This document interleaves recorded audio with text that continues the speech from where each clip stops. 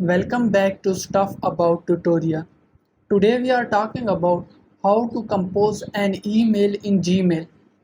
Why would you want to know how to compose an email in Gmail? Well, maybe it is your first time using Gmail and not sure how to compose an email in Gmail.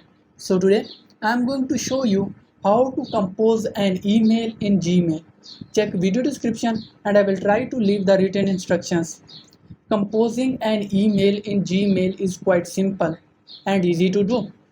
First of all, open Gmail app. Now you are seeing compose at the bottom right corner. Click on it. Now select a user you want to send a mail. Write the subject of your mail. In compose email section, write the text and add other details you want to send. Now click on send icon at the top right corner. Your email is sent.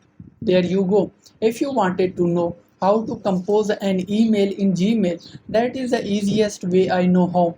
If you know another way, to leave a comment below. Be sure to subscribe for more videos.